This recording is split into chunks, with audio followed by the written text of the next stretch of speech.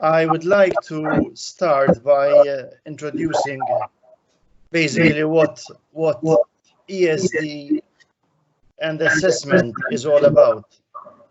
Are you hearing me? Is it okay? Okay, so essentially I will try to answer five questions during this session, and the questions will be in this order. Why do we need to assess ESD? What is the reason why we need to assess ESD? Is there some reason? It's not a formal school subject, so why do we assess ESD? A second question would be, what assessment is available for ESD? In what ways can we assess ESD? That would be the second part of my talk. The third part is, where do we start when we are going to assess ESD? What is the starting point? It is not a formal subject, so we do not, and I emphasize, we do not teach or better assess content. We assess something else. The fourth question would be, what do we look for when we are assessing ESD? Charles. So, yes? Charles, sorry, are you sharing your presentation? Yeah. Wait. Sorry. All right, I haven't actually started, but I will see whether I can. Is it all right, Paul? Paul? Hello, not yet. I can't just, see anything. Just a second. Is it all right now? Yeah, okay. Thanks. Thank you. All right, thank you, Paul, thanks. The fourth question, as I was saying, was what do we look for when we are assessing ESD? As I said, it's not a formal subject, it's not a science, it's not a language. So what do we look for when we are assessing ESD? And if we have time, the final fifth question would be, how do we give feedback to our participants regarding their activity, the way they worked in their activity? How do we give them feedback? How do we relate to them?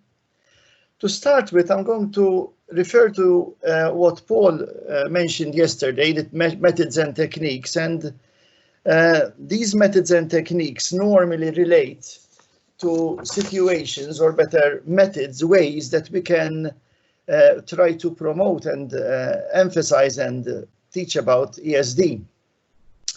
But when we talk about ESD and the methods, I think stopping at the methods is not enough. We need to go a bit deeper, in the sense that we need to try to get some feedback on these methods. And it is here that assessment for ESD makes some sense. To start off, I would like to share with you a slide that refers to three main domains, learning domains, that all humans in general refer to when we're teaching or learning something. The main domains that participate in a learning process would be the mind, the heart, and the body. In reality, if we ignore one of them, we would be doing, to a certain extent, a certain amount of disservice, because a part of the whole process is missing. So when you designed your tasks, which I must say I must compliment you about, and they were some very interesting tasks and activities. When you design those tasks, it's good to say, all right, the engagement of the cognitive processes. Are the students engaged? Are the participants engaged cognitively in terms of thinking, that is? Are they enjoying it? So there is also the affective reaction of the students. And finally, the psychomotor skills. Are they doing any hands-on activity which will enhance this ESD process? So in a way, before we start off and talk about assessment, let us be aware that any learning process, even ones involving the promotion of ESD, is tied to these three aspects, or to these three domains. We call them learning domains.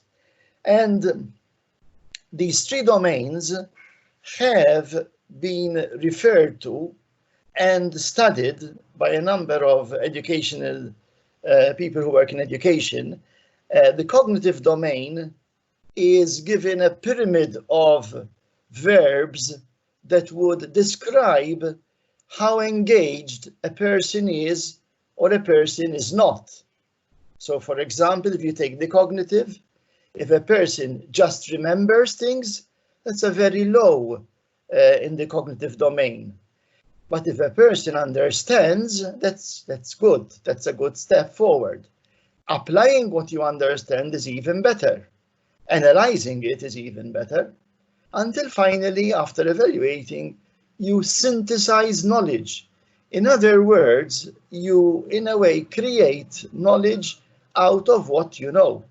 That would be a sort of cherry on the cake. Now, when we are designing these different tasks or activities, we need to keep these verbs in mind and to say and think and say, look, are we engaging them cognitively enough? Are we taking note of their present intellectual capabilities and allowing them to be nurtured? The same applies for the psychomotor domain, and maybe even more so for the affective domain.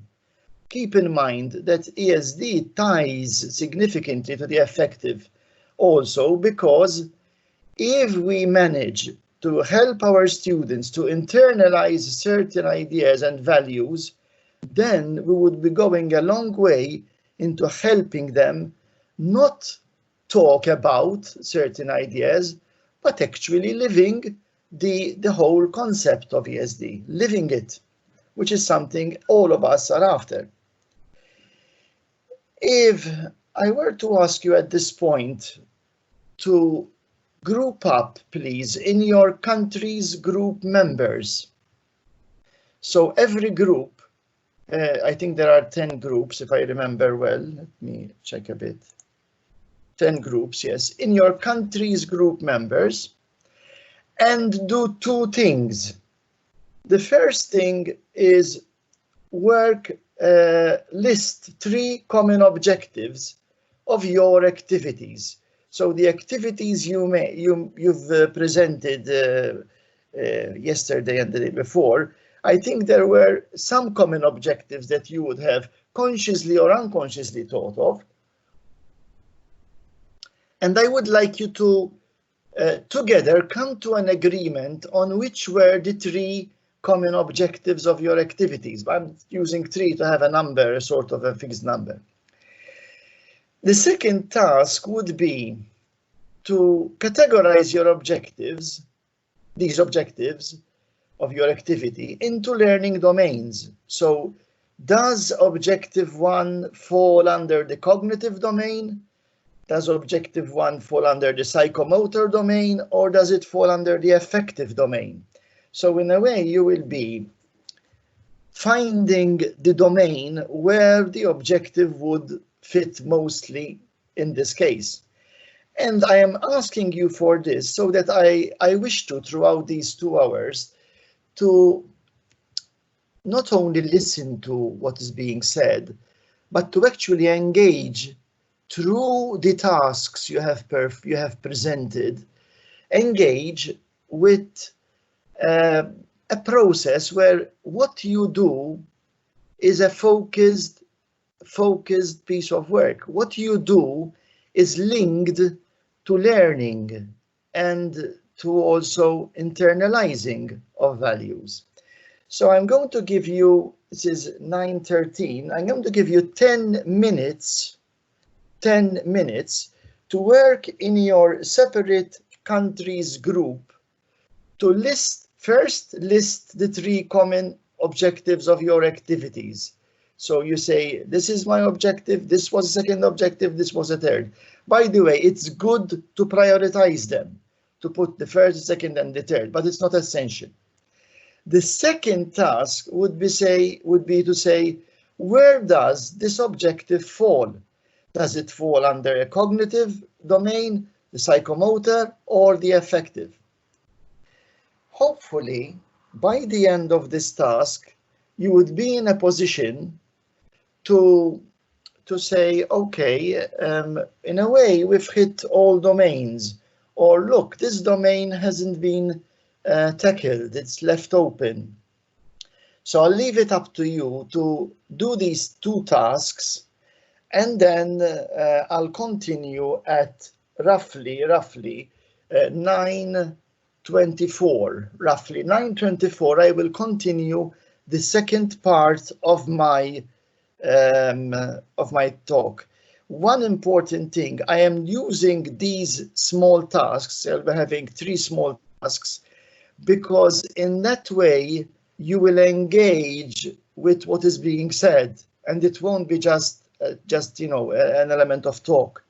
Okay, I'll give you 10 minutes from now. It's 9:15 now, so it's 9:25. I'll meet with you again and continue the talk.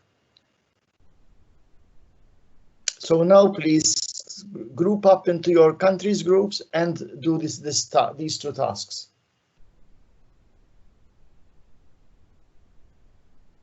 If you have any query, something which you'd like to ask, just tell me.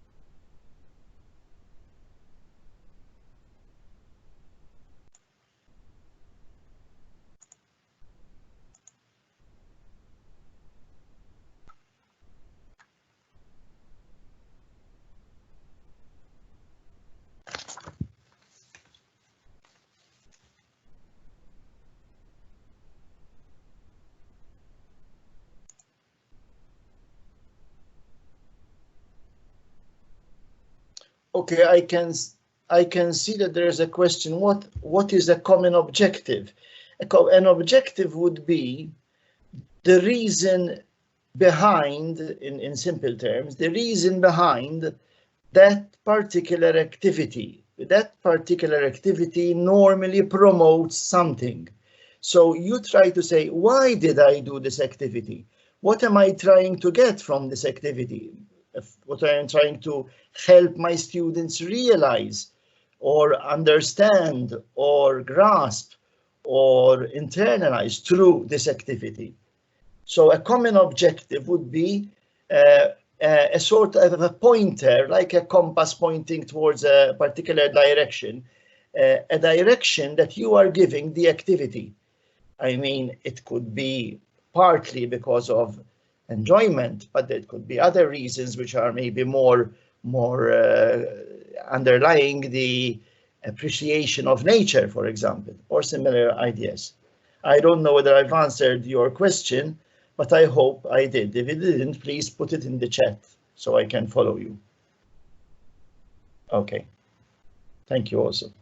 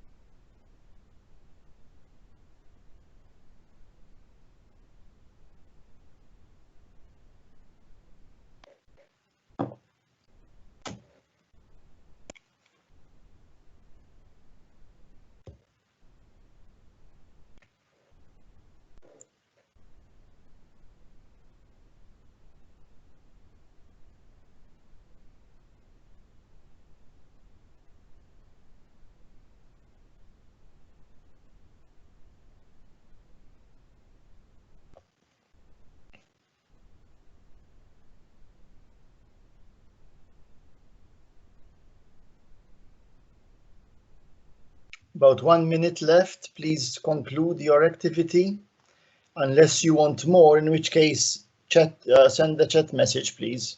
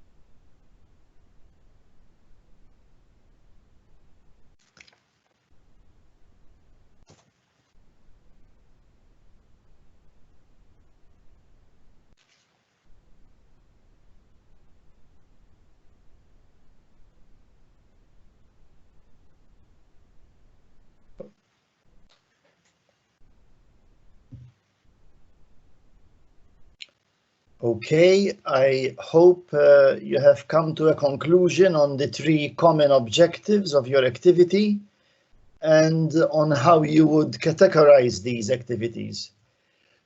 As I said earlier on, this is the first part of a process of engagement through this session, so that we will reflect on the tasks that we have made. I am going on to now to start from, well, what I would call where learning normally occurs, in the classroom. And we are aware that in the classroom, where formal learning results, the emphasis, unfortunately, is on the cognitive domain, even though we talk about student-centered learning.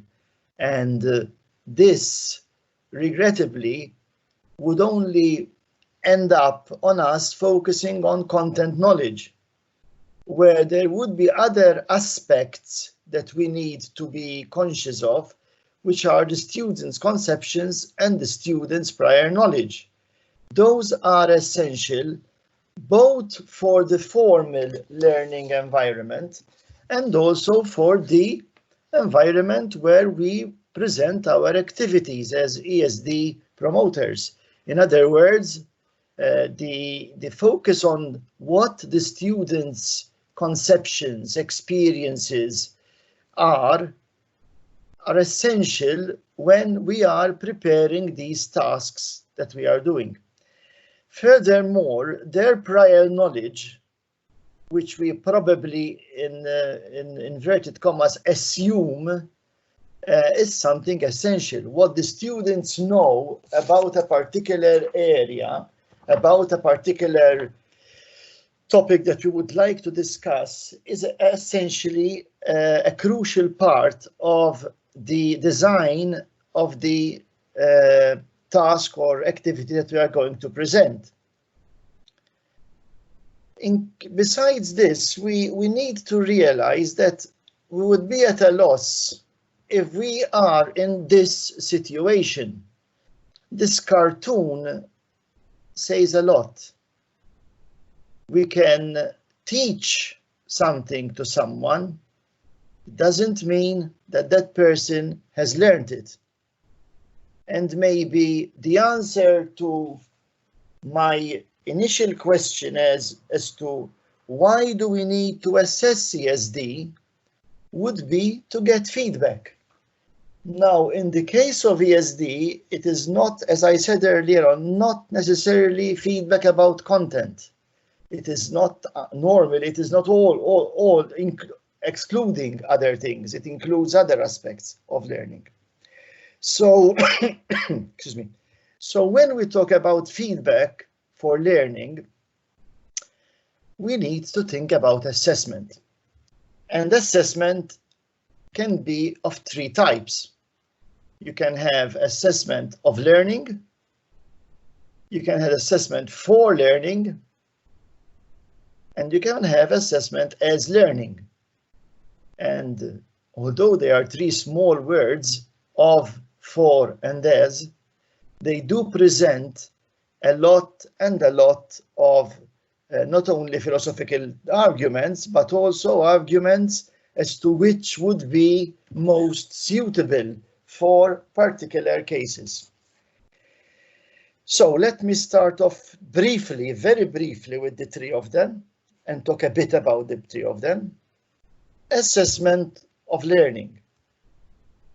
Normally, assessment of learning ties to finding out what the learners know, what the learners understand, what they can do, which may then be used for formal certification. For example, when you do your exams to go to university or from secondary school to a post-secondary school. So assessment of learning is normally present there. And it is also present when we have reports that we would need to present to parents, and also to a certain extent useful to judge the teacher and the school effectiveness. Assessment of learning is the more traditional form of assessment, the one that for many years has been promoted as being a useful gatekeeper. Can a person go to a university? Well, if he gets the A-levels and he does well in his A-levels, then he can go to university. So assessment of learning ties to this particular task, let's call it, a task of certification, of progress that is related and reported to parents, and judgment of teachers and school effectiveness. The assessment for learning, which is the excuse me, a second type of assessment, is a bit different, and in a way it's philosophically very different actually. It finds out what the learners know, understand and can do, but it includes the learner in the process. Regrettably, assessment of learning, if done in the way it's done, normally done, doesn't really include much the learner in the process. And here, it is here that philosophical arguments and other arguments say, but the learner needs to know why he got a 40 or a 30 or a 100 or a 50 or a 70, whatever. He needs to know. And not only that, but also the fact that you, as a teacher, have assessed your students for a particular task or piece of work that you have done enables the teacher to plan how to help the pupils make progress and develop their understanding and skills. Now let me comment a bit on this one, because this is not it's easy to and it's beautiful to write it down, and it's noble, but it's quite a demanding task on any teacher who has a large number of students. If you consider universities or schools with large classes, this is a bit of a problem, because you need to tackle each and every individual student.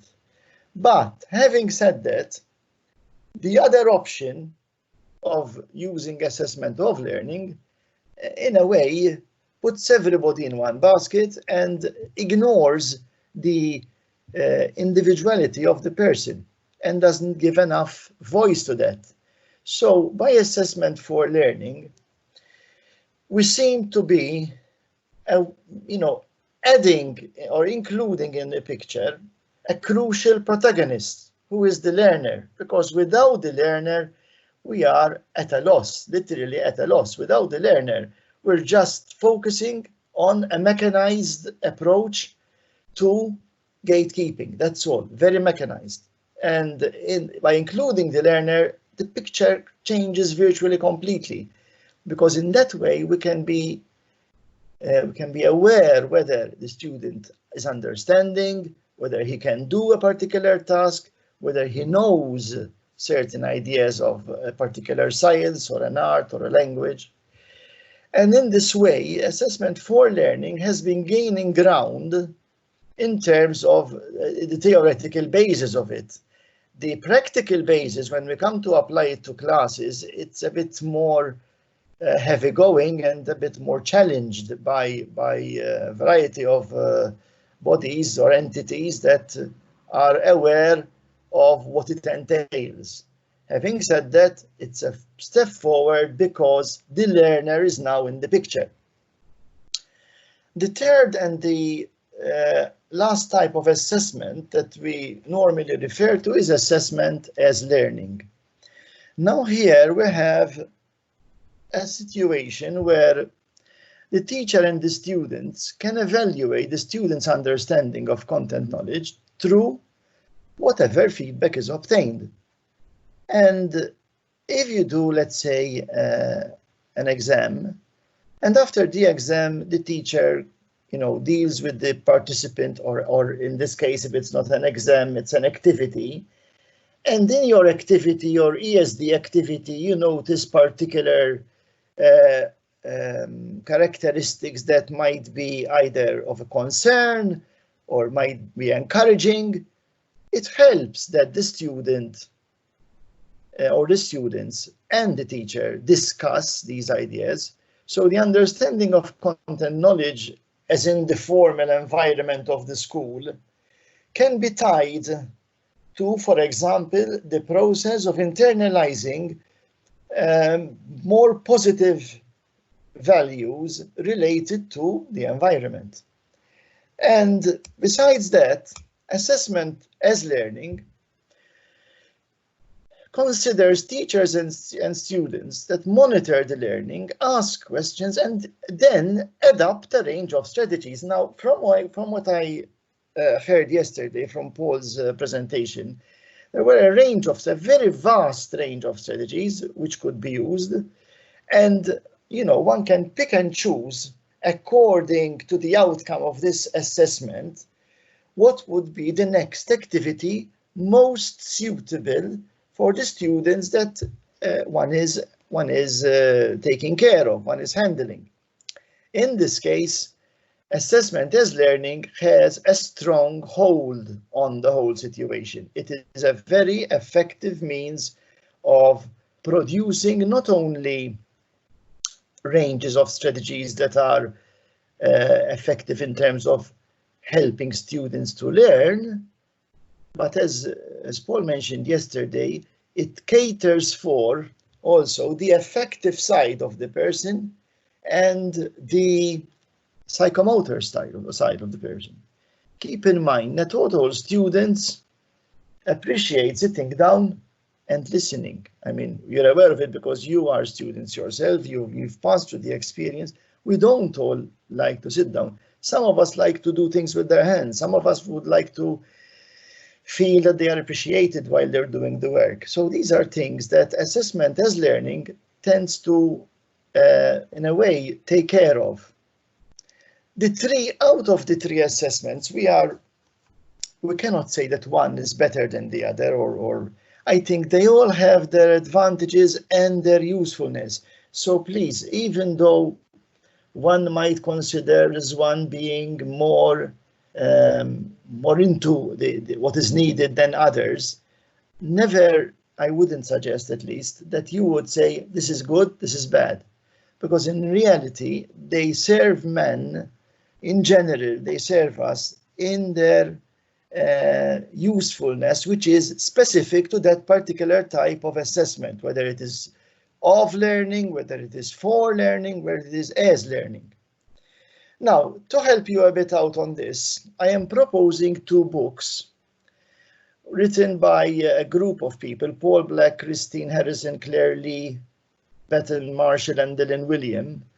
Two books, very thin books, a few pages, that's all, not a lot, but full of a lot of wisdom in them. They're very useful books. Working inside the black box is about assessment for learning in the classroom, and also the assessment for learning, putting it into practice, the second book, are useful reference books that any person who is working with students and with participants, engaging in tasks, and any person who says, look, I need to know how I am going to get some feedback from my students. Now, by feedback, as I said, and I keep on emphasizing, I am not talking about content knowledge. I am talking about a holistic approach to learning. So it's the three domains put together. These books are very helpful in that respect, and they will provide some guidance to especially people who are starting out on these things. Okay, but maybe at this point one needs to refer to, all right, we can think about these type of assessments that you can use or have used in classes.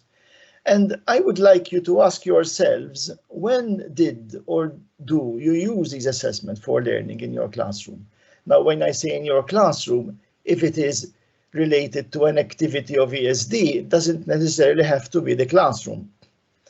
Is this type of assessment a good type of assessment for ESD? So, is assessment for learning a good assessment for ESD? Is assessment for learning useful for ESD? And I think the answer to this question lies in considering what I call, or what is called, pedagogy.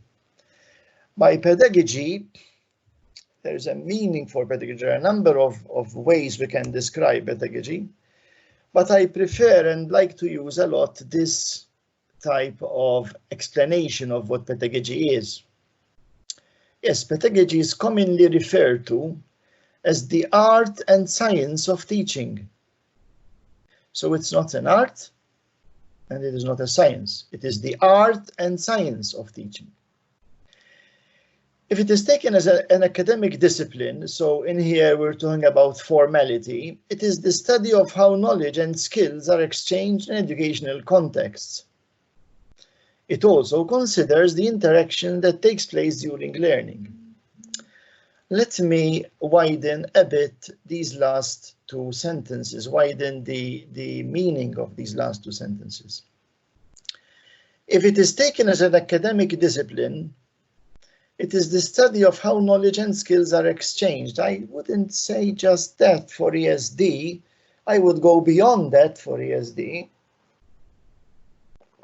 and include, for example, values, include the transmission of values, include also, for example, the effective aspect of a task or an activity, the tasks and the activity that you have presented in the past days. And I wouldn't say it needs to be an educational context in terms of school. It could be an educational concept. You are outside the school and you are dealing with this. Furthermore, the interactions that take place during learning could vary in the spectrum of interactions. The interaction does not necessarily have to be an interaction of minds, an interaction of thought, but it could be an interaction of what I feel, what I believe, what I trust, what I think about. So it could be a mixture of things. Because of this, I am going to present to you a wider form of explanation of this word. And instead of talking about pedagogy, I'd like to talk about what is called transformative pedagogy. Now, transformative pedagogy is a bit of a wider term because, and I think it's even a bit nobler also, and less functional, because it considers, as a definition, an activist pedagogy. And it empowers students that you would be teaching, that you would be dealing with, to examine critically their beliefs, their values, and knowledge, with the goal of developing a reflective knowledge base. Let's consider ESD.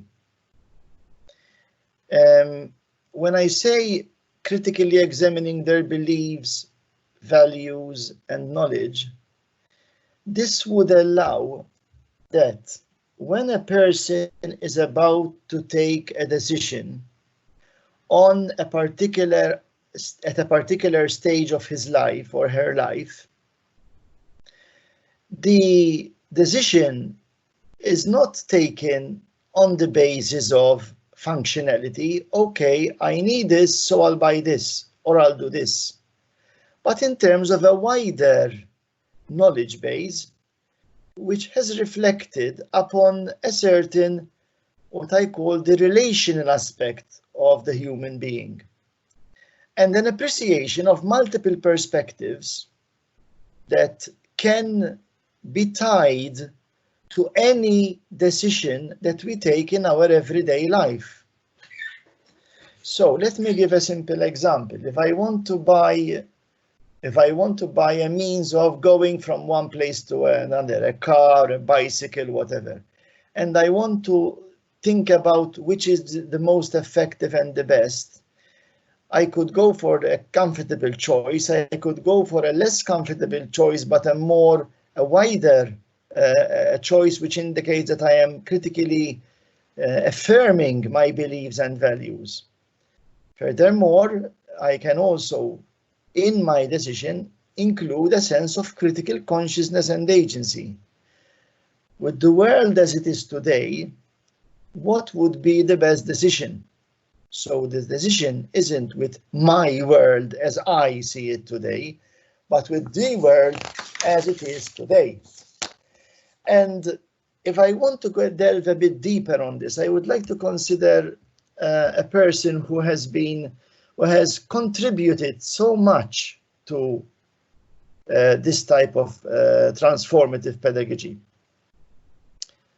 Transformative pedagogy, as defined or as considered by Paulo Freire, right, who was himself a pedagogue, refers to habits of thoughts, reading, writing, and speaking. Now, if you listen to those four words, you realize that those four words are things we do in formal education. We think, we read, we write, we speak. But in this case, in transformative pedagogy, they need to go beyond what one would say is the surface meaning, the first impressions, the dominant myths. Dominant myths, I mean, by dominant myths, I am referring to something that, in a way, society would encourage, in general, not everything that society encourages and pushes is necessarily useful, good, and worth it. It goes beneath official pronouncements. It goes beneath official pronouncements, such as saying that we have a very good, the situation of a particular country X is doing well because of economic growth only. Are we considering other forms of growth? The traditional cliches received wisdom. These two, traditional cliches and received wisdom, are, I think, contrasting in a way. Traditional cliches, I think, unfortunately, are the cliches used by most politicians about the things, how things will change if they are in power. The received wisdom, I think, comes from, the people of a certain age, I think, I would say, not in today's, as regards today's age, but the past has shown us a lot. I mean, even if we consider this present situation and how we are relating in this present situation and our, in a way, our thoughts and reflections about it, we realize that words like I am in control or words like I am an independent human being, really, you're making a mockery out. Makes a mockery out of those words, because none of us is in control and none of us is independent. We are very dependent on each other. To continue, and mere opinions, to understand deep meaning. Yes, this is a crucial thing. I think man has, or woman, or human beings in general, have ignored the sense of deep meaning, the root causes of things, the social context where things are happening, the ideologies that are in a way, ideals, and in other ways, they might be contrasting to ideals. And last, but another crucial but essential thing, personal consequences of any action. What I do, how will it affect others? What I think, what I decide, what an event, an object, a process, an organization, how do these interrelate and affect the life that we are living today? So in a way, Paulo Freire is, as I said earlier on, including a wider perspective to life than the perspective that regrettably at times I feel had fallen into a rut on. The case where you have, for example, the interest in the environment vis-a-vis the interest in the economic growth. These two can be at loggerheads with each other, and these two can be supportive of each other. Regrettably, I think most of the times they are at loggerheads with each other. Okay, so I've talked about assessment and what it can be, the forms it can take, and then I've referred to the question that ties on pedagogy. The question that ties on pedagogy was, where do we start when assessing ESD? And when assessing ESD, we start with pedagogy. We start with what we have taught, how we have taught it, to whom we have taught it.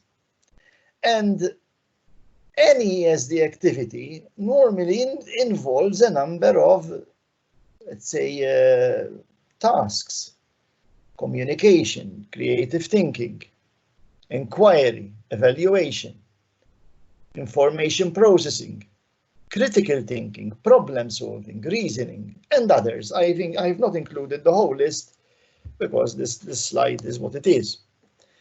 Now, in my third task that I would like to invite you all to do is a bit more demanding than the first one. The first one was quite straightforward. This one is a bit more intricate. If you take a look at the left-hand side, you have the three bubbles. One is assessing, the other one is teaching, the other one is learning. Well, actually, I could have fused them all into one because they all link together. You can be assessing a student when, for example, you ask a question, a simple question. That could be assessing a student. The task is actually made up of two questions. I would like you to take a look at your activities. And your activities are crucial in their usefulness towards others if you have involved in them some of these or others, and you are aware that you have done it, or you have done this subconsciously without actually thinking a lot, but you know that you're doing it. So take a look at the activities that you have presented and try to identify in them aspects of these, like communication. Did you involve your participants in creative thinking? Did you allow some information processing or critical thinking? Did you provide opportunities for problem solving or reasoning? As I said, that is the first part of this task. So you are going to go through your activities and you're going to see in your activities whether you've actually included aspects, the above aspects or other aspects. I have no problem if you include other aspects. It would be in a way beneficial to widen the list of aspects. And then there is the second question, which in a way relates to the first and second task, but at the same time now is richer in the sense that you have a background which can help you to answer it. I mean by saying richer, that you have a background because when you ask what was the starting point of the design of your activity. In other words, what were you thinking about when you started choosing the activity? From A, B, and C, you chose B. What was the reason behind choosing B? Was it because there was a lot of communication and you believe that communication is essential for an ESD activity? Was it because there was a lot of information processing and you believe that information processing is essential for ESD? Let me get back to what I had said earlier on. These 4 tasks in all that you have are meant to help you focus and to, in a way, rethink the activities and give them a sort of a direction in terms of feedback, in terms of what you're going to get back from the activity. You are now in a process, in a mental process of saying, what are the dividends of this activity? It can be a simple dividend. It can be, for example, that the students enjoy and appreciate nature. That is a dividend. That is something you get back. It can be something deeper. You want your students to become better critical thinkers. You want your students to become better problem solvers. So then you need, if you're going there, you need at the starting point to say, okay, the design of my activity, my starting point was this. Now allow me to tell you one thing at this point, because it is crucial. You need to be honest with yourselves. You need to be honest. You cannot go for, I'm going to be a bit blunt and maybe a bit crude. You know, what really, what's wish-wash, what's I-wash, or what's ideal, or what. No, try to think about what motivated your group in this activity to design it in the way it was designed. And as I said earlier on, you can refer to those verbs or those comments that you have, those aspects that you have there. You can add others. But I think honesty from your side is crucial. And let me tell you why. Because once you honestly state the starting point of your activity, you might be happy with it. You might say, no, this is not enough. I think I should go there. And then you might need to tweak something here and there.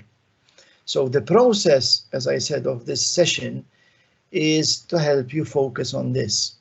So now it's 9:57. So let's say that at 10:10 we meet, 10:10 we meet to discuss, to continue on the presentation.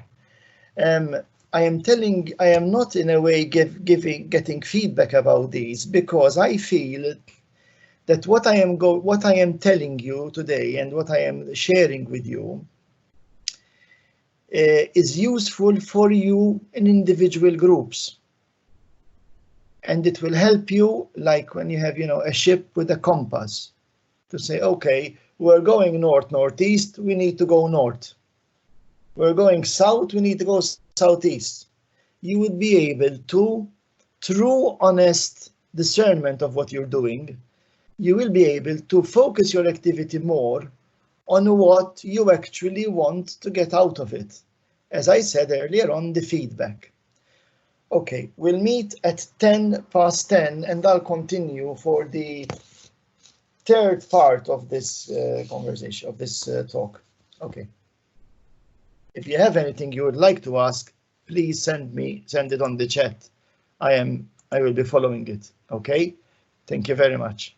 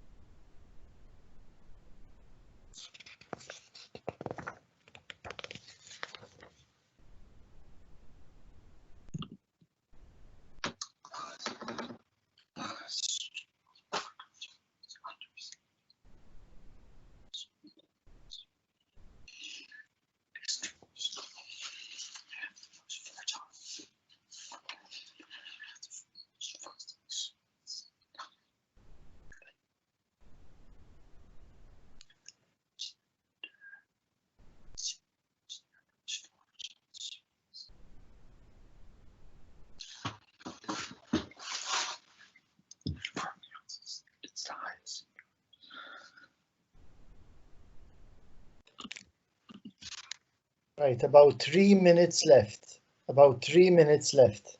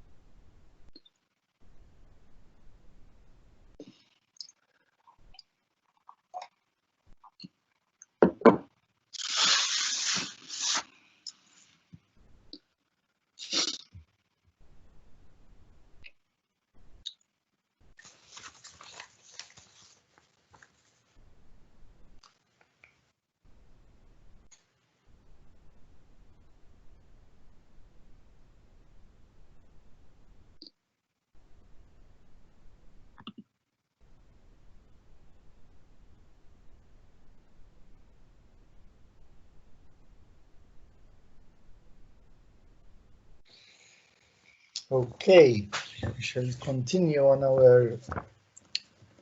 the presentation. I hope you've all managed to work through task 3 and the question, what was the starting point of the design of your activity? And at this point, I would like to shift my focus to the students or the children or the participants that are involved, that would be participating in your tasks. And I would like to consider some research that in the past has been made about students, about children participation and their concept of the environment. Killingsworth and Palmer, 1992, stated that children in general consider nature either as an object from at one end of the spectrum to a spirit, nature as spirit. Another consideration that came out from a second study by Stem et al. 1993 was the egoistic viewpoint of the environment to a biospheric viewpoint of the environment. So this allows us to think about our activity and whether it brings out these types of conceptions that the children have, whether it more than brings out, whether we are allowed to work on these and be able to prompt them in a particular direction that is useful to humanity. Okay, a third study, a bit more recent, 2003, was done with 2,249 young people, ages 9 to 17 in New South Wales, and provided some insights about the way children view the environment. This particular project presented the young people with a statement. I think the term or the word environment means, and they were to write down their answer. It was a qualitative research design by Laughlin et al. 2003. And from this extensive research, 6 distinct conceptions were inferred from the feedback. And I am going to present these conceptions to you because I think they help you in your designing of tasks, and then also in deciding where you want to go. In the designing of tasks, I mean in the way you planned, you schemed, you analyzed, and you presented your tasks. Where do you want to go when we are designing a task? And the two extreme ends of our spectrum focus on 2 words that refer to the students' or the children's conceptions. The first word refers to an object-focused conception. The environment is a place, full stop. It's a place. The environment is a place that contains living things. Try to follow, when you are listening to these statements, that this approach to a certain extent is quite functional. And it's very, distant from elements like affective elements and elements that tie to emotions. The environment, the third conception was the environment is a place that contains living things and people. So a group of students would be considering the environment as, either the first, the second, or the third of these. Most of them would be along the spectrum at the bottom of the slide. That means most of them would be either the least inclusive, and they're referring to the focus being object, and then to the other side of the story, the relational focus concept. In this case, we have conceptions that indicate that the children relate to the environment.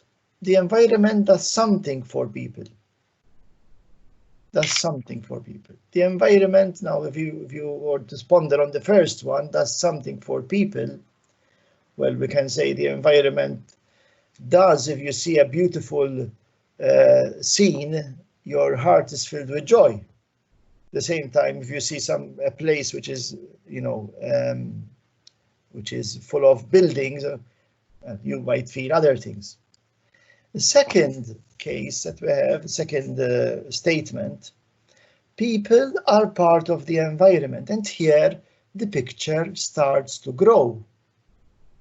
The young people, the students, their conception starts to grow.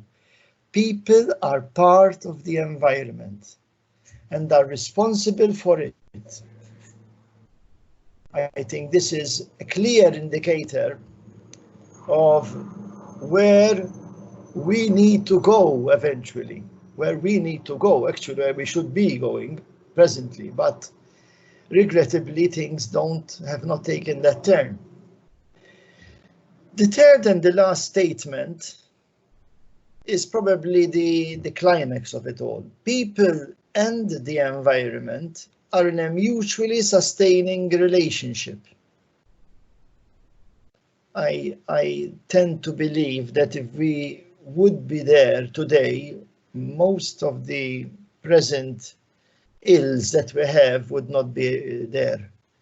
If the people and the environment are in a mutually sustaining relationship, if we view that as being, you know, the way we should look at the environment, then I think we won't have problems convincing people not to do certain projects that might involve the harm of the environment. So these two ends of a significantly wide spectrum came out from a study on children of about 2,250 children and the way they saw the environment. Now, this does help us to think, going back again on our activities, on our designed tasks, and thinking about them again, and reflecting and discussing. We might say, okay, I asked here that we develop a draft assessment strategy for your activity. Obviously, this is something you can do later on, but I am going to propose it to you. And this activity, the draft assessment strategy that you would present for your activity, is basically focusing on two things. How well did your participants have understood the content presented? How well your participants have understood the content presented? How well was the content presented? How clear? How much did the interactions occurring help your participants to understand the content about greenhouse gases, for example? And the second, and maybe in a way new focus, would be whether the group you are working with focused on conception of the environment, the group focused conception of the environment, was objective or object or relational. Were the young people you are dealing with, when you presented the task to them, were they presenting you as the animator, coordinator of this task, with an object focus of the environment? Or were they presenting you with already a relational focus of the environment? So this would be a these are good points to reflect on when you are designing your tasks. And good to think about them, because when you come to assess, I'm sure you know in which direction you need to go. And, you know, you can design these activities in such a way that they present your students with challenges, small challenges, that will help them gradually to become aware that in this world, no man is an island. That in this world, we are all together. And automatically, it opens up a new way of thinking, a new way of reasoning, a new way of approaching the way you live your everyday life. Your lifestyle will start to change, not because of an imposition or because a law tells you should not throw, you know, garbage out on the ground, in public areas or anything, but because there's an inside voice in you which is telling you that that is not right, that is something that you should avoid, that the environment should be looked upon in a different manner than simply as an object of use. Now, at this point, I feel I need to challenge you for my third and last time to do something about this. Okay, in this slide, I am asking you to go to task 4, which is the last task of my session. And I would like you to take your activities, take your designed activity or presented activity, see what you have done, check whether it's promoting a shift from an object-focused conception to a relational conception. If it is, then it's okay, you're on the right track. If it is not, then maybe you can tweak your activity, your tasks, whatever. You can tweak them so that they will become more, in a way, accessible to the promotion of a concept which is an object-based concept of the environment, focus on an object-based concept, to a focus on a relational concept of the environment. This might mean that you would need to consider new learning objectives. You might keep most of what you have done, but you might also say, no, this is not available. No, this is not good. This is good. This needs to be tweaked. This is not focused enough. This is too vague.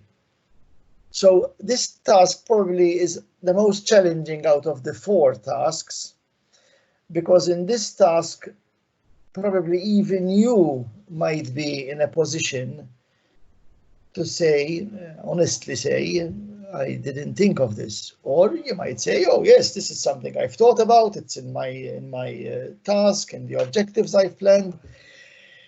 Okay, every group needs to review and either affirm that what he has done is actually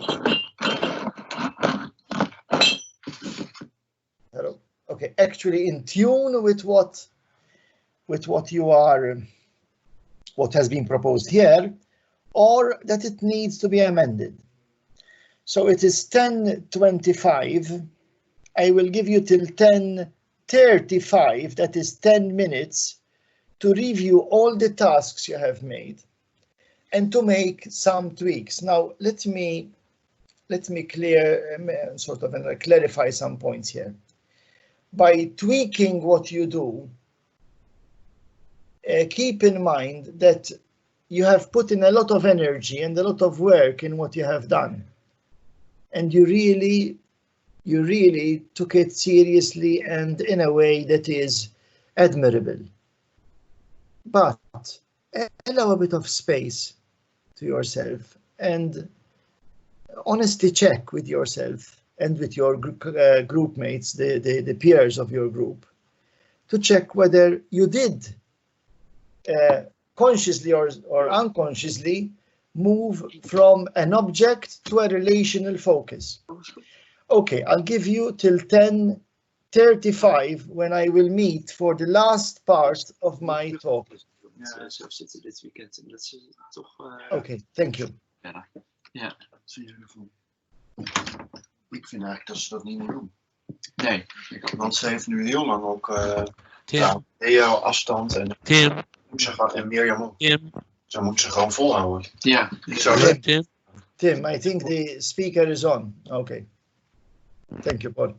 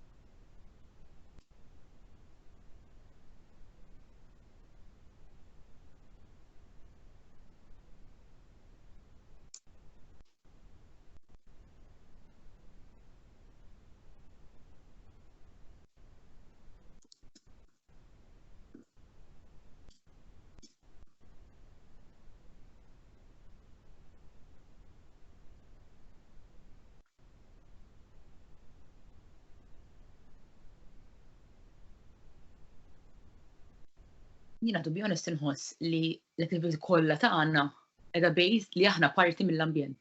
Issa to be quite honest, nara antropocentrika kif tafaħħa, imma Marjoza, immutija.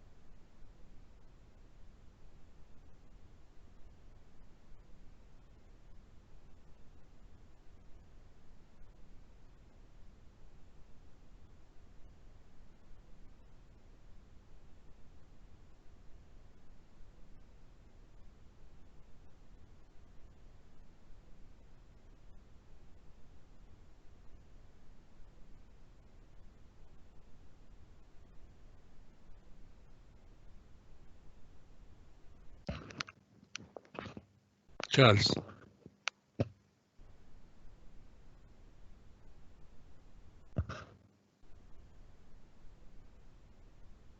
Charles.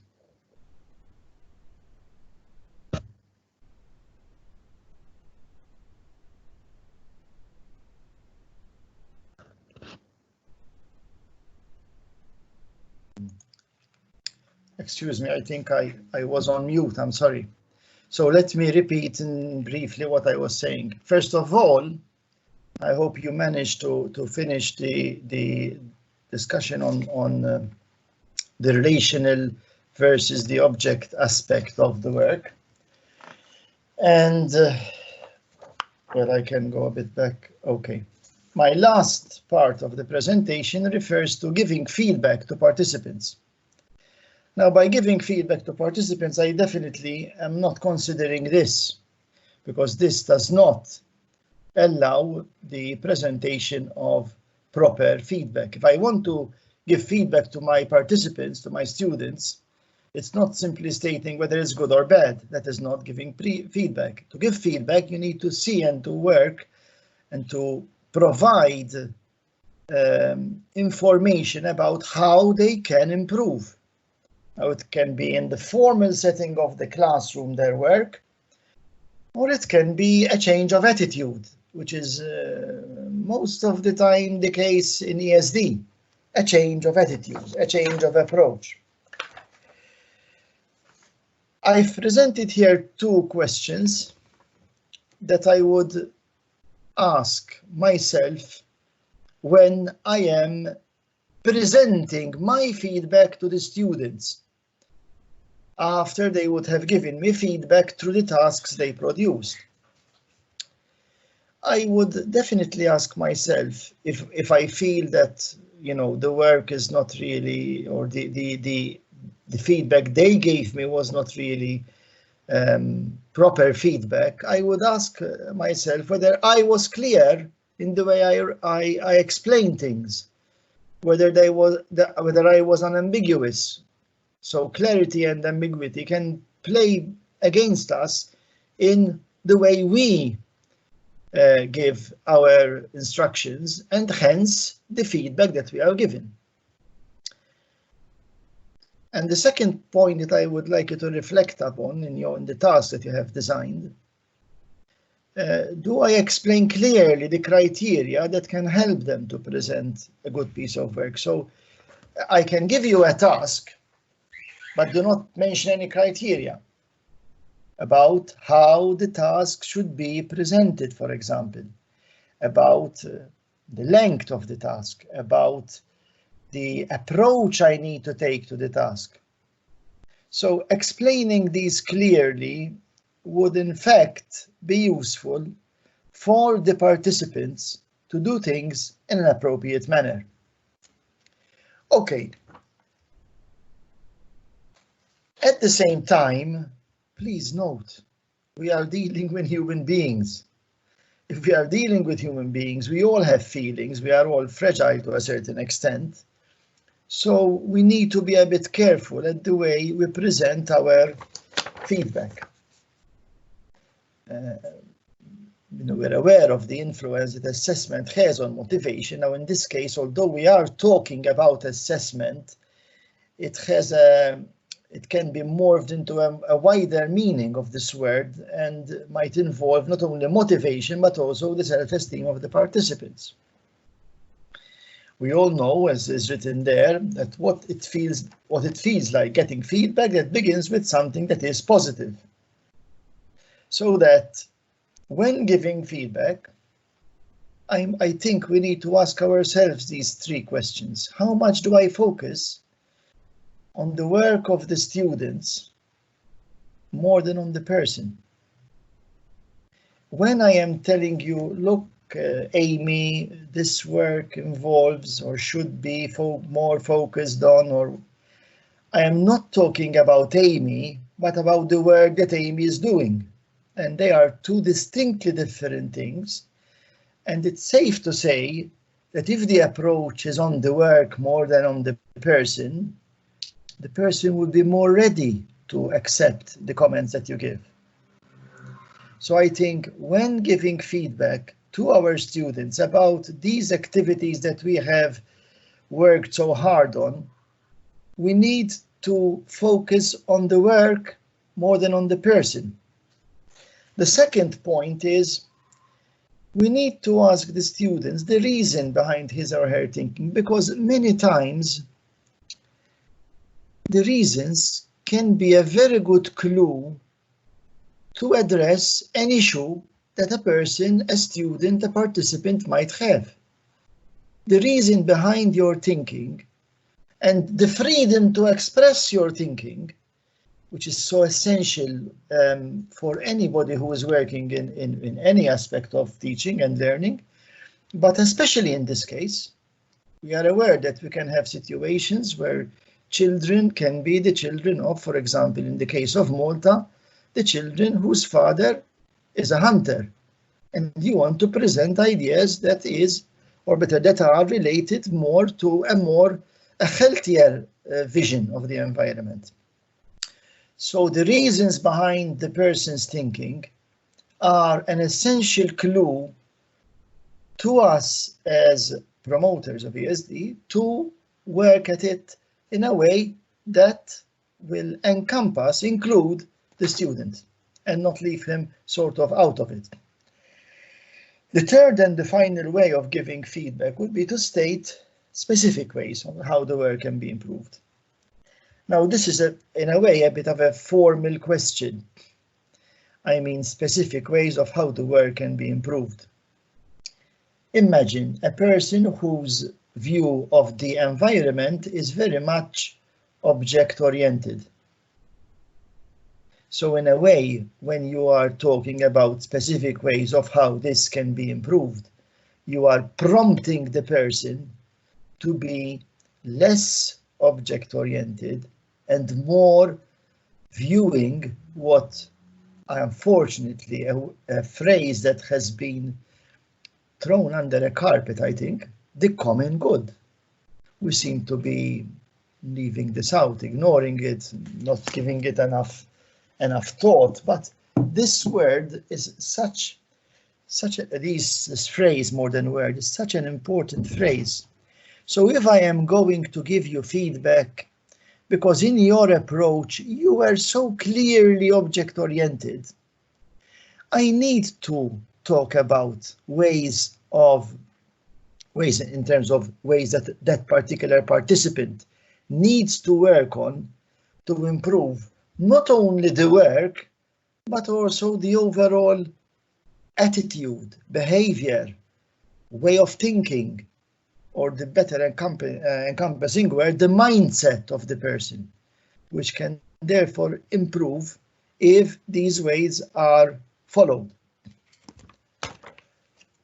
So feedback is quite a complex thing, but there is a technique which encompasses all these points in a very appetizing manner. It's called the sandwich feedback technique.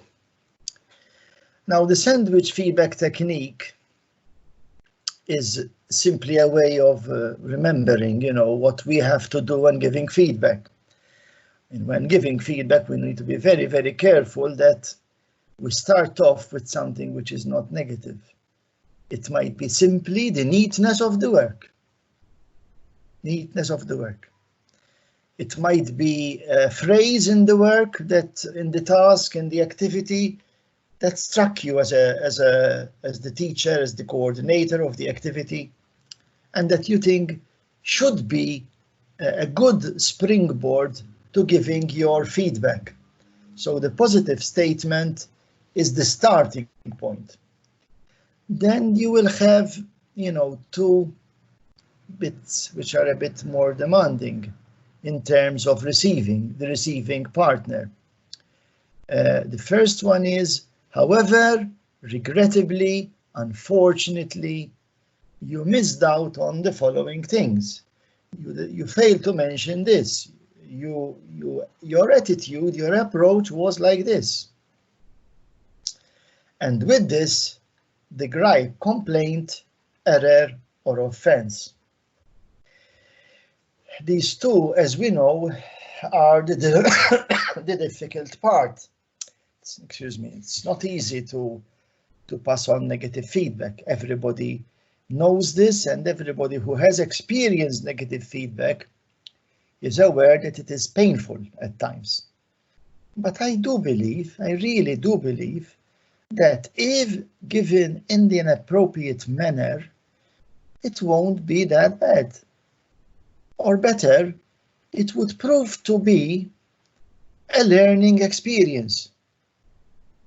If we tackle it in such a way that we view the participant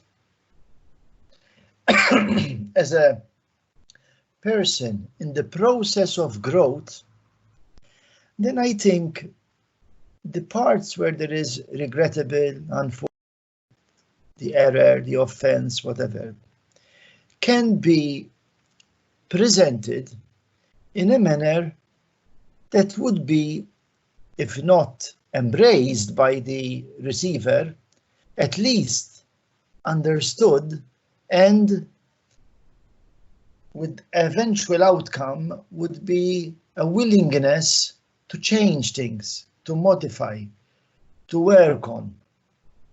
And there you would have provided feedback, which is, in a way, feedback leading to growth of the person.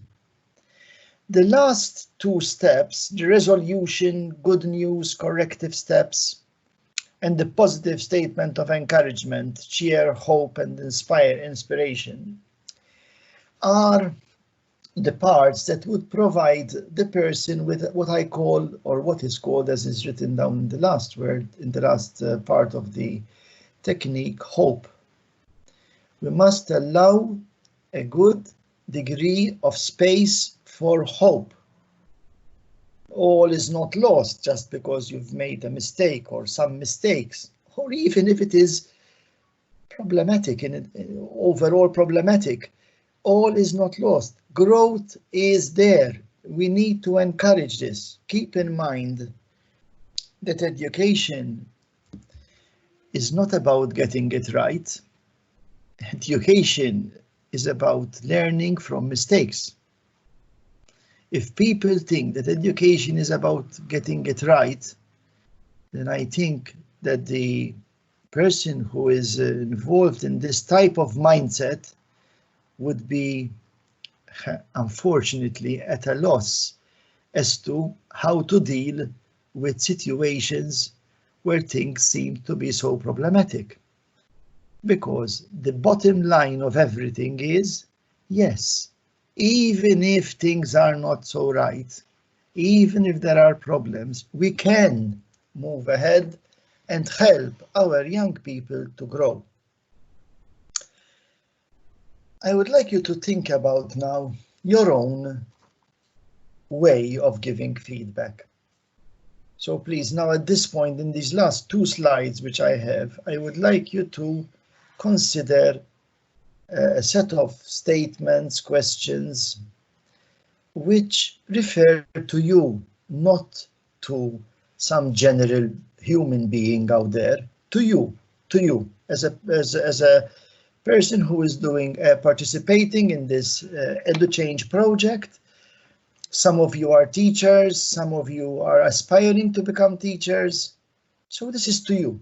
This is these two sets of slides. These two slides are meant for you. And I've put down three questions here. Obviously, some of you have not even started the teaching and maybe never been in a classroom. But I am sure that at some stage in your life, you have all given some form of feedback to somebody. And I am going to ask you, do you use the feedback sandwich concept? Do you use it?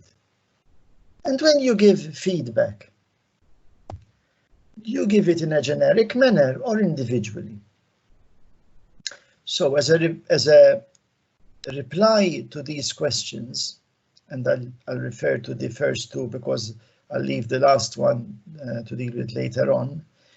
These two questions, the use of the feedback sandwich technique is, if you use it, it's a clear indication that you are giving due consideration to the person who is receiving the feedback. If the feedback sandwich technique is a criteria you're going to use as a way of monitoring your feedback, when you say, I've used feedback sandwich technique regularly when giving feedback, then you know that you care and you're involved in sort of, in a way, helping the growth of the students or the participants under your care. The second question, whether give feedback in a generic manner or individually, is a bit more subtle. I feel that sometimes we need to do both. It's not a question of giving generic feedback always or individual feedback always, but there are times when generic feedback is very useful.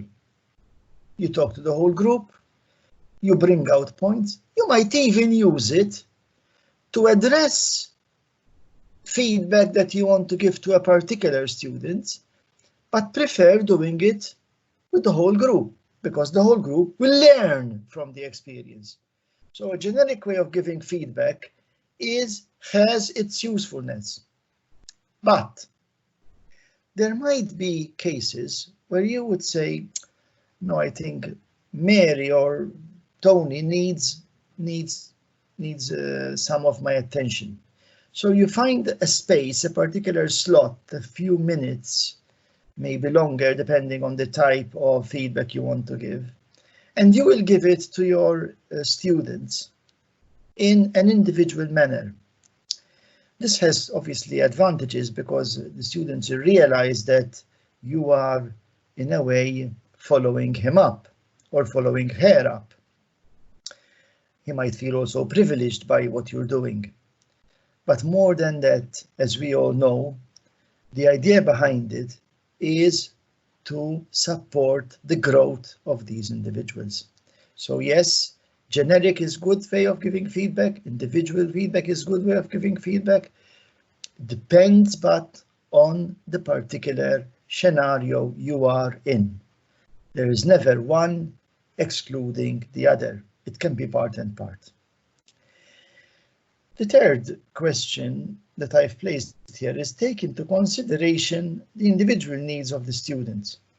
We are very much aware that in today's world, students come with diverse needs, and regrettably, some come with very demanding needs. So yes, before you take on giving feedback, do consider that it is Tony you're talking about, or it is Jane that you are considering, not just any general style of individual feedback that makes Tony or Jane feel more of a number than of an individual or a person.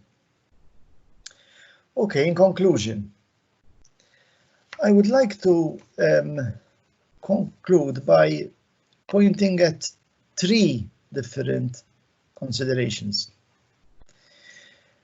When we are promoting or working on activities that promote ESD, I think there is a space that should be given for students to allow fears, doubts, positive feelings, negative ones, and aspects that students normally do not tend to bring out. I am talking about this, actually, if you want my personal opinion, I would think that this is something that we should do across the board, even in lessons, in formal lessons. But surely enough, in ESD and in sessions on ESD, this is a crucial aspect that needs to be given good consideration.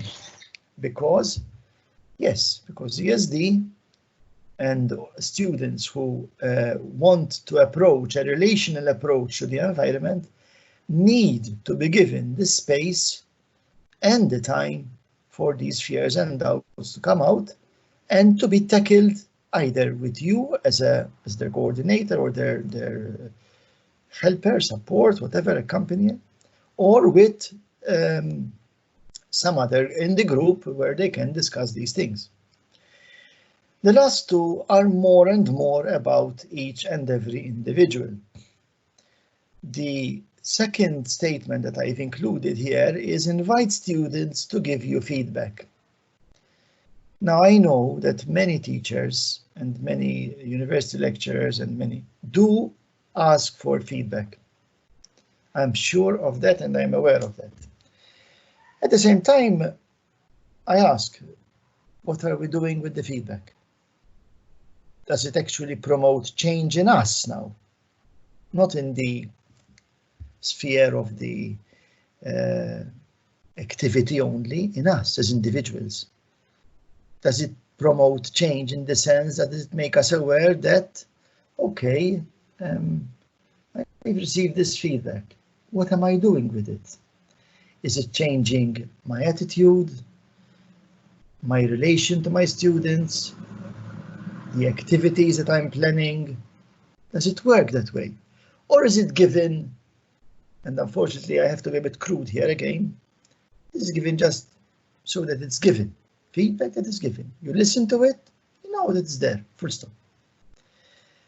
Feedback that can help us as teachers, as educators grow, must be given space to grow into us and to help us to become more and more educators of the future. Last but not least, the most challenging, are we ready to accept criticism and allow it to support, yes, learning, our learning, in this case, your learning. But when I say your, I mean also my learning. Please know that this last point is crucial because, in a way, being all human beings, we all need to realize that growth doesn't stop when you become a teacher or when you become an ESD animator or coordinator, or when you become a lecturer or professor, whatever. It's growing never stops. Okay, I think it's the end of my time with you. Thank you very, very, very much for listening. I appreciated your work, the tasks you have provided, and I hope this would help you. Thank you very much.